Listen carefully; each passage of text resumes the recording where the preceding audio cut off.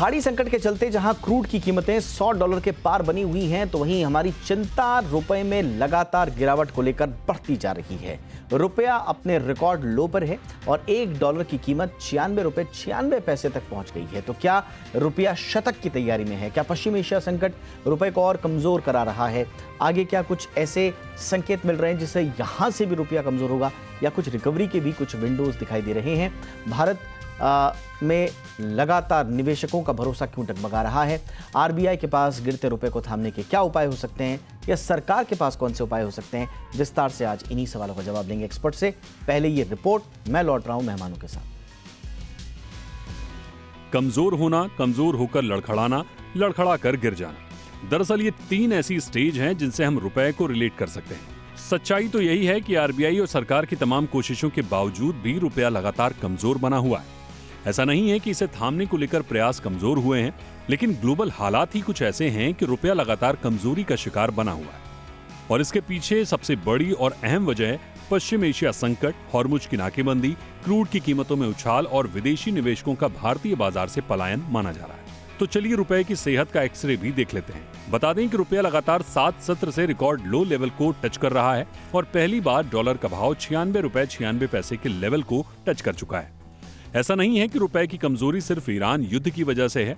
खाड़ी जंग से लेकर अब तक रुपया करीब 5% और साल 2026 में करीब 7% कमजोर हो चुका है, जबकि पिछले एक साल में रुपया डॉलर के मुकाबले 11% गिर चुका है। तो कहानी भले ही ईरान युद्ध ने ज्यादा बिगाड़ दी हो, लेकिन रुपए की कहानी बिगड़नी तो पहले ही शुरू हो गई थी और आज रुपया एशिया की सबसे कमजोर करेंसी में शुमार है। तो चलिए रुपए की खराब होती सेहत के पीछे के फैक्टर्स को भी समझते हैं। अमेरिका और ईरान के बीच बढ़ते तनाव और इन्फ्लेशन की चिंताओं के कारण सुरक्षित निवेश की मांग बढ़ने से अमेरिकी डॉलर सूचकांक 99 के स्तर को पार कर गया है, जो पिछले 6 हफ्तों के ऊपरी लेवल पर है। इसके अलावा अमेरिका में बॉन्ड यील्ड तेजी से बढ़ रही है। बता दें कि जब अमेरिका में बॉन्ड यील्ड बढ़ती है तो दुनिया भर के इन्वेस्टर्स वहां पैसा लगाना ज्यादा सुरक्षित मानते हैं। इससे डॉलर मजबूत होता है और भारत जैसे उभरते बाजारों की करेंसी कमजोर पड़ने लगती है। यही असर अभी रुपए पर दिख रहा है। तो वहीं इकोनॉमी के जानकारों का मानना है कि इस साल भारत का भुगतान संतुलन यानी बीओपी बढ़कर 65 से 70 अरब डॉलर के घाटे के दायरे में पहुंच जाएगा। ये लगातार तीसरा साल होगा जब घाटा होगा, जो बाहरी क्षेत्र पर लगातार बने दबाव को दिखाता है। इसके अलावा विदेशी निवेशकों का भारतीय बाजार से मोह भंग होना भी चिंता बढ़ा रहा है। साल 2026 में कुल FIIs की निकासी 2.6 लाख करोड़ रुपए के ऊपर रही है। इसके अलावा क्रूड के भाव में उबाल और बढ़ते इंपोर्ट बिल से रुपए का खेल भी खराब हो रहा है। तो मतलब साफ है कि रुपए को संभालना है तो डॉलर को देश में बुलाना पड़ेगा, जिसके लिए सरकार ऐसी नीतियां बनाए जो विदेशी निवेश तेजी से बढ़ाए। यही इलाज है रुपए की इस फिसलन को रोकने का और महंगाई की मार से बचने का। ब्यूरो रिपोर्ट, जी मीडिया। खास मेहमान हमारे साथ जुड़ रहे हैं, अमित पवारी साहब हमारे साथ जुड़ रहे हैं, MD हैं CR फॉरेक्स एडवाइजर्स के। बहुत बहुत स्वागत है आपका अमित जी हमारे शो पे। हमारे साथ हैं फिरोज अजीज जी, जॉइंट CEO आनंद राठी वेल्थ लिमिटेड के। बहुत बहुत स्वागत है फिरोज जी आपका हमारे शो पे। और हमारे साथ हैं Atul Joshi sir, founder and CEO oyster capital के। अतुल सर बहुत बहुत स्वागत है आपका हमारे शो पे। अमित जी, चर्चा की शुरुआत क्विकली आपसे चर्चा करते हुए, 2026 में इंडियन रुपी 8% लगभग गिर चुका है सर, और गिरने और रुकने का नाम नहीं ले रहा है। क्या हो रहा है सर, और क्या कुछ विंडोज दिख रहे हैं जिससे थामा जाए, या प्रेशर और जो डॉलर इनफ्लो है उसको हम मैनेज नहीं कर पा रहे? मतलब क्या दिखाई दे रहा है सीन सर? सर मैं इसी पॉइंट पे आपको कुछ कॉन्टेक्स्ट देता हूँ। मैं मार्केट में 18-20 साल से हूँ और उदाहरण के तौर पे 2008 में जब सब प्राइम क्राइसिस हुआ था तो अपना जो रुपया वीक हुआ था करीब करीब 28 से 30% हुआ। फिर आगे चल के 2013 में 25% वीक हुआ जब टेपर टेंडर हुआ। 2018 में 18% वीक हुआ। 2022 में करीब करीब जब रशिया यूक्रेन का वॉर स्टार्ट हुआ तो 11% वीक। इसका तात्पर्य क्या है? इसका तात्पर्य ये है, जब जब ग्लोबल कोई इश्यू होते हैं तब तक अपना रुपया कमजोर होता है। इसका कमजोर होने का लॉजिकल रीजन क्या है? As a country we are net importers of oil. अगर हम ऑयल बाय करते रहेंगे, डेफिसिट हमारा बढ़ेगा तो हमारा रुपया वीक होगा। तो स्ट्रक्चरली जब तक रशिया यूक्रेन वॉर या US ईरान वॉर स्ट्रक्चरली खत्म ना हो, ऑयल नीचे नहीं आए, तब तक रुपया में प्रेशर बना रह सकता है। क्या सर हम शतक की तरफ जा रहे हैं? सर शतक की तरफ जा सकते, लेकिन कब जा सकते, अगले 6 महीने में जाए, अगले 1 साल में जाए, अगले 1.5 साल में जाए, उसका व्यू देना आज के टाइम पे मुश्किल है। अगर वॉर बंद हो जाता है और क्रूड ऑयल का प्राइस 80 आ जाता है, तो बेसिकली शॉर्ट टर्म पे रुपये में कुछ रिकवरी देख सकते हैं। अगर वॉर कंटिन्यू चलते रहे और 2 महीने तक, तो हो सकता है रुपये में प्रेशर बना रहे और रुपया 2 महीने में और चला जाए। तो बेसिकली पॉइंट ये है कि आज के दिन पे जब ईल पूरे जगत में बढ़ रहे हैं और वॉर चल रहा है और कच्चा तेल का भाव ऊपर जा रहा है, तब रुपया में प्रेशर बनना एक नेचुरल फिनोमेना है। आरबीआई और गवर्नमेंट बहुत सारे स्टेप ले रहे हैं, जैसे आज भी अभी आरबीआई ने मार्केट के अंदर में लिक्विडिटी अब्जॉर्व करने के लिए, डालने के लिए $5 बिलियन का बाई सेल स्वैप किया है। इससे मार्केट के अंदर पे 45,000 करोड़ का रुपये लिक्विडिटी आएगा। जब रुपये लिक्विडिटी आएगा तो फॉरवर्ड प्रीमियम या हेजिंग कॉस्ट जो है इंपोर्टर के लिए कम हो जाएंगे और आरबीआई को एक रूम मिलेगा कि वो स्पॉट मार्केट में जाके सेल कर सकते हैं। ये सब छोटे मोटे स्टेप्स जो है वो आरबीआई और गवर्नमेंट कंटिन्यूस बेसिस पे रहेंगे, पर सर स्ट्रक्चरली रुपये को हाँ मैं वही पूछ रहा हूँ के सर, लिए मैं वही पूछ रहा हूँ सर कि ठीक है आरबीआई का इंटरवेंशन हो गया, एक क्षणिक हो सकता है, और कितना फॉरेक्स के भरोसे हम इस पे रहेंगे। आपने कहा स्ट्रक्चरल चीज़ों को ठीक करना पड़ेगा, लेकिन आप स्ट्रक्चरल चीज़ों को ठीक करने के लिए आपने बोला युद्ध। अब युद्ध ऐसा लग रहा है युद्ध तो क्षणिक है, युद्ध तो हमेशा रहा नहीं, ना पहले से था।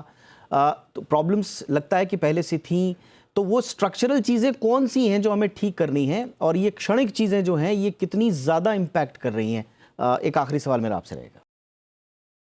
सर स्ट्रक्चरल चीजों पे एज अ कंट्री हमको एक्सपोर्ट ज्यादा करना पड़ेगा, इंपोर्ट कम करना पड़ेगा। दूसरा स्ट्रक्चरल चीजें हम चेंज कर सकते हैं कि एफआईआई को इंडियन इक्विटी मार्केट्स और डेब्ट मार्केट पे ऐसे अट्रैक्शन करे कि वो यहाँ पे आके इन्वेस्ट करे। थर्ड हो सकता है कि एफडीआई का जो इन्वेस्टमेंट है इंडिया में, जो लास्ट 4-5 सालों में कम हो गया है, वो अट्रैक्ट करे और बढ़ाए। अगर हम ये तीनों बड़े इशू पे काम करेंगे तो स्ट्रक्चरल चीजें चेंज होगी। वरना एज अ कंट्री अगर हम इंपोर्ट ज्यादा करते हैं, हम ऑयल के ऊपर में डिपेंडेंट है, तो बेसिकली रुपये का वीक होना एक नॉर्मल फिनोमेना मैं मान सकता हूँ। ठीक है अमित जी, शुक्रिया। आपको जाना भी है तो हम ज़्यादा समय आपका लेंगे नहीं। बहुत बहुत शुक्रिया जुड़ने के लिए आपका। फिरोज सर आपके पास आ रहा हूँ। अमित जी ने जैसे बताया कि स्ट्रक्चरल चीज़ों को ठीक करना पड़ेगा, लेकिन स्ट्रक्चरल चीज़ों के साथ ठीक करने का मतलब ये है कि इट्स अ लॉन्ग स्टोरी। आज आप शुरू करोगे तो इसके आउटकम्स आपको दिखने में ही महीनों लग जाएंगे, लेकिन रुपया इस वक्त तुरंत एक एक एक ब्रीदिंग स्पेस चाहता है सर, वो कैसे मिलेगा? और फिर वही बुनियादी सवाल मेरा आपसे भी रहेगा कि क्या हम शतक की तरफ जा रहे हैं? दीपक जी, मेरे हिसाब से डेफिनेटली एक आरबीआई की इंटरवेंशन जो है वो इम्पोर्टेंट है, एंड इसीलिए आप देख रहे हैं कि थोड़ी सी होपफुली रेजिस्टेंस रहेगी। 100 तक जाने की उम्मीद मेरी नहीं है। शॉर्ट टर्म में जाती भी है तो वहाँ सेंटिमेंटल मार्क होता है, वहाँ टिकनी चाहिए। वो मुश्किल लग रहा है। That's point one. Of course very contrarian an opinion. हमारी कंट्री अगर हम पूरे 10 इकोनॉमीज लगा दें एक चार्ट पे और देखें कि यूएस डॉलर के अगेंस्ट कितनी इकोनॉमीज की जो करेंसी है वो डेप्रिशिएट हुई है, तो इस साल सिर्फ 2 हुई हैं लास्ट 1 ईयर में। वो है जापानीज येन और हमारी करेंसी। ये 2 ही डेप्रिशिएट हुई हैं, बाकी सब अप्रिशिएट हुई हैं विजावी डॉलर। 5 इयर्स में भी 2 या 3 करेंसी हैं जो डेप्रिशिएट हुई हैं। चाइनीज करेंसी, जर्मन करेंसी थोड़ी 5% of course, euro I mean has depreciated in 5 years 5%, but हमारी करेंसी जो है वो ऑलमोस्ट 25% से डेप्रिशिएट हो चुकी है। सो ये consistent depreciation is the name of the game, क्योंकि इंटरेस्ट रेट जिस भी कंट्री का ज्यादा होता है उसको कहते हैं इंटरेस्ट रेट पैरिटी। एक फाइनेंस का एक प्रिंसिपल है interest rate parity. Currency with a larger interest rate has to depreciate. हमेशा फॉरवर्ड के जब प्रीमियम की, जैसे अमित सर ने बात की, वो हमेशा प्रीमियम पे रहता है, भले ही आप नेगेटिव हो या पॉजिटिव हो रूपी पे, वो फॉरवर्ड मार्केट में प्रीमियम पे रहता है। उसको कहते हैं इंटरेस्ट रेट पैरिटी। सो डेप्रिसिएशन ऑलमोस्ट मैंडेटरी है, बट कैसे प्रोटेक्ट होगा? ऑफ कोर्स $65 बिलियन की अगर मेरी डेफिसिट है, तो उसको पूरा करने के लिए gold imports is the most useless import to my judgement. अगर आपके पास इक्विटी से 10 गुना ज्यादा गोल्ड हो इंडियन हाउस होल्ड्स में, और इतने सारे मंदिरों में गोल्ड हो, हर हर तीर्थ स्थान में गोल्ड हो, हाउस होल्ड में गोल्ड हो, रिजर्व बैंक ऑफ इंडिया के पास भी गोल्ड है, बहुत गोल्ड है इंडिया में, और ईटीएफ है, डिजिटल गोल्ड है, ईटीएफ की 2 लाख करोड़ की एयूएम है। ये सब गोल्ड के होते हुए मैं इंपोर्ट करूं 4-5 लाख करोड़ का गोल्ड इस साल, मेरे हिसाब से वाजबी नहीं लगता, क्योंकि 100 गुना ज्यादा तो मेरे अलमेरों में पड़ा हुआ है। Of course the women of India can help in this situation. वो $50 बिलियन अगर आप बचा लेते हो, 40-50 बिलियन अंदर रिसाइकल करके, तो आपकी बैलेंस ऑफ पेमेंट्स ठीक हो जाती है। मेरा ये मानना है that's the easiest and the least impactful source of बिल्कुल sir, making sure that our valid currency is stable. Valid point sir, valid point. Easiest तो है, आपने बिल्कुल सही कहा, बट द टफेस्ट इज कि इसको साकार रूप कैसे दिया जाए, उसको सिस्टम में लाया कैसे जाए, बड़ी कोशिशें कर ली। मैं आऊँगा सर इस पे। अब अच्छा, अभी जोड़ दीजिए इसको हाथों हाथ, ये गोल्ड वाला भी जरा मामला स्पष्ट करें सर। सुनने में तो बहुत अच्छा लगता है फिरोज सर कि हर घर में इतना पड़ा हुआ है, हमारे रिलीजियस प्लेसेस के जो गोडाउन्स हैं या लॉकर्स हैं उनमें इतना पड़ा हुआ है, फलानी जगह इतना पड़ा हुआ है, फिर हमको क्या ज़रूरत इंपोर्ट करने की। बट प्रॉब्लम यही है ना सर, तमाम कोशिशें कर ली गवर्नमेंट ने, बट हो नहीं रहा। वो सिस्टम में आएगा कैसे वो गोल्ड, और किस रूप में आएगा, और क्या इंसेंटिव देंगे आप? इसी पर आज तक मंथन हो रहा है सर। देखिए सर, हर चीज के लिए इंसेंटिव नहीं होता।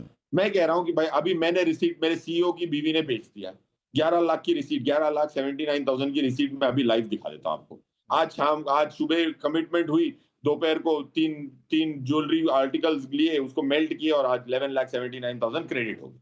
अब अगर हर एचएनआई फैमिली या कोई भी फैमिली जिसके पास गोल्ड हो 2%, 4%, 5% अपनी प्रॉफिट बुक कर ले, तो हर चीज के लिए इंसेंटिव नहीं होता ना यार। आई पर्सनली थिंक यार, patriotism is not about just, of course it's important that यार you listen to national anthem with गर्व खड़े हुए, बट बहुत सारी और चीजें होती हैं, मौका ढूंढना पड़ता है। तो I don't think it's very difficult. एक अभियान चलाने की बात है, और वो करने के बाद जॉन एफ कैनेडी ने बोला, don't ask what your country does for you, do what you can do for your country, and then you ask. क्या अगर गवर्नमेंट ये कर दे कि भाई 3-4 महीने के लिए गोल्ड की सेल पे कैपिटल गेन की रियायत मिल जाए, तो लोग क्यों में खड़े हो जाएंगे बेचने के लिए। तो बहुत सारी चीजें हो सकती है। पहला कदम कौन लेगा? आवाम लेगी, right? It's not very difficult ना कुछ। बट सर देखिए, सेंटिमेंट क्या कहता है ग्राउंड पर। अब आपने कहा कि आपके दोस्त की पत्नी ने मेल्ट कर दिया, अब यही तो पेच फंसा हुआ ना, मेल्ट क्या, वो सेंटिमेंटल वैल्यू है जो घर में लोगों का सोना पड़ा हुआ है। किसी कोई अपने सुहाग से जोड़ता है उसको, कोई अपनी समृद्धि से जोड़ता है उसको, कोई भगवान के आशीर्वाद से जोड़ता है, और अगर उसको मेल्ट करना है और तो वो उसको डिस्टॉर्ट करना हुआ, तो यही इसी में तो फंसा हुआ है सारा गेम सर। तो ये कैसे करेंगे? नहीं, ये तो मैं उदाहरण दे रहा हूँ सर, जिसपे मैं इमोशनल चीजें बेचने की बिल्कुल बात नहीं कर रहा हूँ, राइट? अगर भगवान का कुछ आपका इमोशनल अटैचमेंट है, उससे प्रिय क्या हो सकता है? सोना तो सर नहीं है फिरोज सर, सोना इमोशन है सर, सोना बाकी कुछ नहीं है। मतलब मैं मिडिल क्लास की बात कर रहा हूँ, मैं एचएनआईज की बात नहीं कर रहा हूँ। इमोशन देश के साथ भी लोगों का जुड़ा हुआ है, राइट? इमोशन गोल्ड के साथ भी है, देश के साथ भी है। गोल्ड के साथ इमोशन ज्यादा है, म्यूचुअल फंड के यूनिट के साथ मैं मानता हूं कि गोल्ड के साथ ज्यादा है, बट गोल्ड या देश के साथ ज्यादा है मेरे हिसाब से। मेरा ये मानना है 140 करोड़ में 100 करोड़ लोगों का गोल्ड से तो रिश्ता जुड़ा हुआ है, इमोशन जुड़ा हुआ है, देश से भी उतना उससे ज्यादा जुड़ा हुआ है। अब आप बोलेंगे ये बेच के तू म्यूचुअल फंड खरीद ले, तो शायद बोलेंगे यार मेरा इमोशन जुड़ा हुआ है, but it depends on the emotion ना, what chord of the emotion are you striking. I am struck by, मैं 3,000 करोड़ बेच के आपको रिसीट ना भेजूं ना 2-3-4 महीनों में, तो आप मुझे बताइएगा। नहीं, आई रिस्पेक्ट सर, बहुत अच्छे से आपने बताया कि दरअसल क्या इमोशंस में क्या इंपॉर्टेंट होना चाहिए, बट देश की जो रियलिटी है धरातल पर इन टर्म्स ऑफ इमोशंस, वो कुछ और कहानी कहती है। इसीलिए सरकार चाह कर भी इस पूरे इकोसिस्टम को धरातल पर उतार नहीं पा रही है। बट सर आपने बहुत अच्छी बात कही। मैं अब ज़रा आऊँगा अतुल सर के पास, और अतुल सर का फेमस डायलॉग है, रुपया सिर्फ गिरना जानता है। सर ऐसा लग रहा है आपकी बात को गांठ बांध दिया रुपए ने, और बोल दिया कि जब तक अतुल जोशी सर का बैक है अपने पास कोई दिक्कत नहीं है, गिरते रहो। नहीं, वो तो देख रहे हैं हम। हाँ। मेरे ख्याल से थोड़ा अप्रिशिएट होगा अभी जी। 95 के करीब आ जाएगा, और फिर अपनी रफ्तार 100 के करीब लेके जाएंगे। और बहुत क्लियर है कि सिर्फ गिरना जानेगा। क्योंकि आप देखिए, हम बात कर रहे हैं कि ऑयल की हमारी प्रॉब्लम है, $110 हो गया, $115 हो गया। लेकिन अगर हम देखें कि मार्च 2022 में तो $125 था कच्चा तेल, तो तब भी हम 73-74 के आसपास थे। तो जब हमने वो समय देख चुके हैं और उसके बाद में ऑयल, कोई भी चीज हो जो एकदम जल्दी से ऊपर जाती है, वो टिक नहीं पाती। इकोनॉमिकली कोई भी चीज अनसस्टेनेबल लेवल पे टिकती नहीं है, उसको नीचे आना ही आना है, चाहे वो 6 महीना ले ले, 3 महीना ले ले, साल भर ले ले। तो हमने ये देखा कि 125 के आसपास का जो कच्चा तो तेल था, वो गिर के फिर 109 के पास आया और फिर $99 के पास आ गया। 1 साल लगा उसको। लेकिन हम तो वहां के वहीं खड़े थे, 74-75 के आसपास ही हम झूम रहे थे उस वक्त भी, और हमने 125 का रेट देख लिया था। तो आज हम क्यों फिर से 100 की तरफ जा रहे हैं? इसका तो कोई लॉजिकल कहना है ही नहीं कि मतलब जो चीज आप देख चुके हो, 75 के लेवल पे आप झेल चुके हो, तो अब फिर से किस चीज का आपकी डर है आपको, या इकोनॉमी में वीकनेस आ गई, या क्या हो गया? फंडामेंटली 22 में जो हाल थी कंट्री की, उससे तो 26 में कई गुना अच्छी है। 22 में तो हम जस्ट कोविड से बाहर निकले थे, हम तो जीडीपी ग्रोथ के लिए मर रहे थे। हमको 3 साल लगे कि जीडीपी एब्सोल्यूट लेवल में 2020 का जो जीडीपी था वो 2024 पे आया एब्सोल्यूट टर्म्स में। 3 साल लगे थे हमको। तो फिर किस चीज का रोना है, क्यों गिर रहा है? लेकिन सिर्फ गिरना जानता है तो गिर रहा है, बट मेरे ख्याल से शॉर्ट टर्म में 95 के आसपास आके फिर से 100 की तरफ फिर से चालू हो जाएगा। अब जब फंडामेंटल्स चीज की बात करो, मतलब आपने पूछा नहीं सवाल, लेकिन मेरे जहन में कब से ये हो रहा था कि आरबीआई को क्या करना चाहिए। हाँ, मैं तो सर, मेरा अगला सवाल यही था सर, आपसे एग्जैक्टली यही था। और बिफोर यू से कि भाई आरबीआई, बहुत सारे लोग पूछते हैं कि भाई आरबीआई क्या करना चाहिए, और हम ये देखते हैं कि आरबीआई लगातार डॉलर बेच रहा है। $800 मिलियन से $2 बिलियन के आसपास डॉलर सेल हो रहा है रुपये को बचाने के लिए। बट हो क्या रहा है, फिर दूसरा आर्ग्यूमेंट ये भी आ जाता है कि साहब कि फॉरेक्स रिजर्व पर इतना दबाव आप मत डालिए, क्योंकि लॉन्ग टर्म में ये बड़ा महंगा डिफेंस आपको साबित होगा। तो सर आरबीआई कोशिश कर रहा है अपनी जगह से, लेकिन इसके बावजूद क्या करना चाहिए? Please continue. देखिए, मेरे ख्याल से आरबीआई का जो ये पॉलिसी स्टेटमेंट होता है, हर पॉलिसी स्टेटमेंट, मतलब हर क्रेडिट पॉलिसी में बोल देते हैं भी हमारे दिमाग में कोई टारगेट एक्सचेंज रेट नहीं है।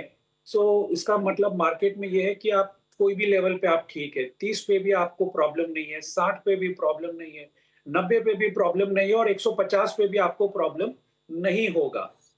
तो क्यों ना गिराया जाए? तो आरबीआई को सबसे पहले तो ये चेंज करना चाहिए। दूसरी चीज, हम आए दिन, हमारे खास करके पॉलिटिकल लीडर्स जो है, वो आए दिन बोलते रहते कि भाई कोई प्रॉब्लम नहीं है, गिरे तो गिरे, ठीक है, लेकिन इमर्जिंग मार्केट की दूसरी करेंसीज के हिसाब से वी आर बेटर ऑफ। हाँ, अरे भाई, आपकी इकोनॉमी देखिए, आपकी साइज देखिए। आज आप मॉरिशस के सामने ₹2 हो गए, मॉरिशस का ₹1, हमारा ₹2। अब किस तरह से आप जस्टिफाई करेंगे? तो ये जो सारे स्टेटमेंट्स है, वो मॉरल डिसुएशन होता है कि रुपये अपना लेवल होल्ड करे और डिप्रिशिएट ना हो। ये सारी चीजें हमें बंद करनी पड़ेगी, कहना पड़ेगा कि ये लेवल ठीक नहीं है, उसकी इम्पैक्ट ज्यादा होगी। ये अच्छा, तो actual सर intervention। वो जो पॉपुलर बात निकल कर के सामने आती है डिफेंस में कि एक आप कंट्रोल्ड डेप्रिसिएशन अलाउ करो, ये आपके लिए सेहतमंद होगा, नंबर 1। नंबर 2 कि भाई आपको एक्सपोर्ट पे भी तो राहत मिल रही है, वहाँ भी देखो। जो पॉलिसी मेकर्स बोलते हैं, कई बार हमने स्टेटमेंट भी सुने कि भाई आपके एक्सपोर्ट्स को फ़ायदा होता है। तो ये सब धारणाएं, आप कह रहे हैं कि ये सब धारणाएं बदलनी होंगी? ये गलत धारणा है। सी, इनफ एंड मोर रिसर्च।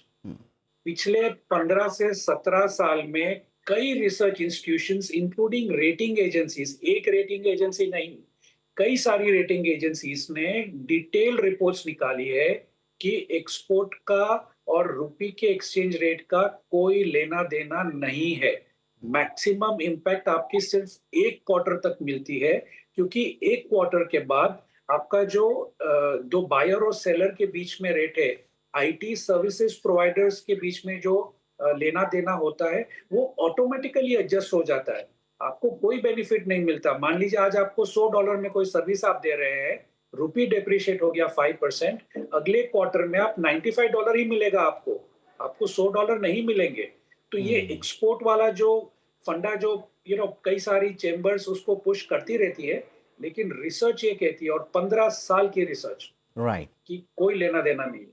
ठीक है। तो आप कह रहे हैं कि जो बुनियादी समझ है रुपए के टूटने की पॉलिसी मेकर्स के लिए, वो भी धारणा को बदलना होगा। हाँ जोशी सर, कुछ कह रहे हैं?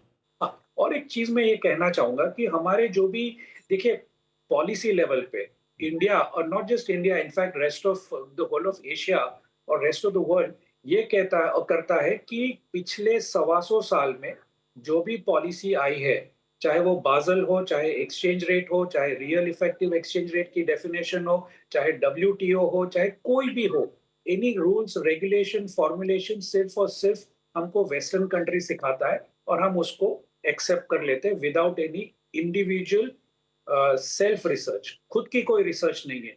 ये समय आ गया है कि हमको खुद की एक बुनियादी रिसर्च करनी चाहिए कि भैया एक्सचेंज रेट कहाँ होना चाहिए इंडिया का। अब जैसे कि आपने खुद ने कहा कि यूएस की जो यील्ड है वो 5.19% बढ़ी है, वहां पे तो फिस्कल डेफिसिट का इशू है, डेट टू जीडीपी का इशू है, और आज की तारीख में जो रिसर्च कह रही है कि बैंकिंग सेक्टर में बहुत बड़ा प्रॉब्लम है वहां पर। क्रेडिट कार्ड के डिफॉल्ट सबसे ऊपर चले गए 2007 के बाद, वैसे ही पर्सनल लोन के डिफॉल्ट्स 2008 के बाद सबसे ऊपर चले।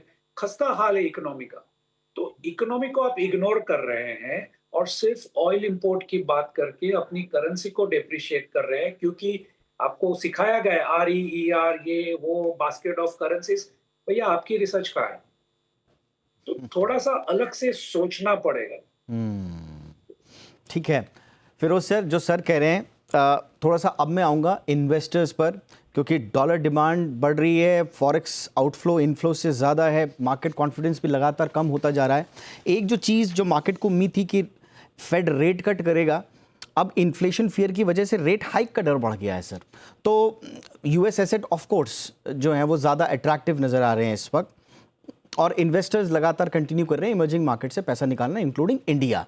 ये जो इन्वेस्टर्स का जाना है सर, इसको कैसे रोका जाए? क्या कोई ब्रह्मास्त्र है हमारे पास कि इनको कम से कम रोक पाएं तो थोड़ा यहाँ से प्रेशर कम हो?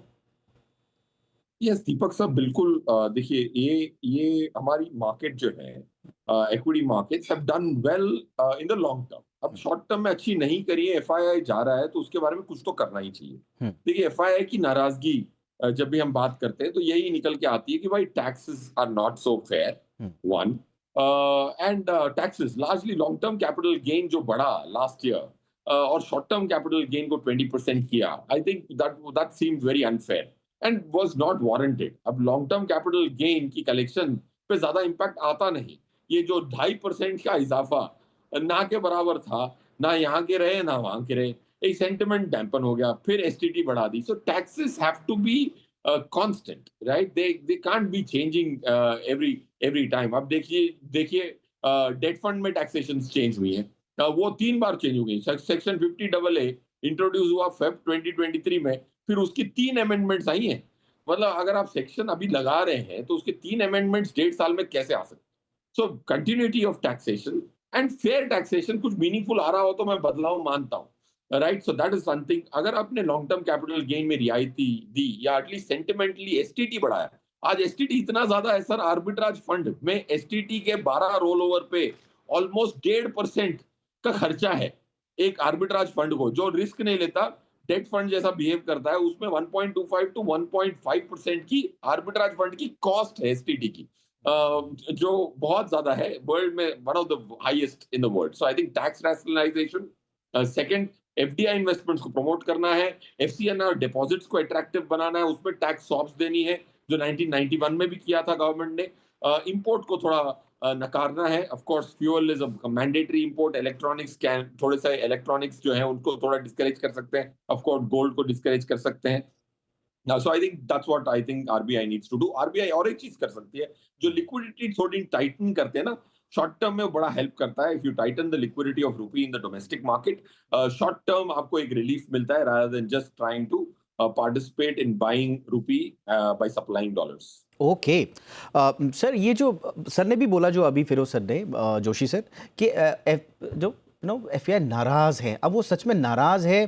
$22 बिलियन से ज़्यादा पैसा निकाल चुका है इंडिया से, वो नाराज हैं सच में सर, या वो बेटर अपॉर्चुनिटी देख रहे हैं, सिर्फ इतना ही है, जब सब ठीक हो जाएगा वापस आ जाएंगे, या नाराजगी है? क्योंकि नाराजगी का मतलब ये है कि आप फिर वापस आते हुए भी बहुत सारी चीजें देखेंगे।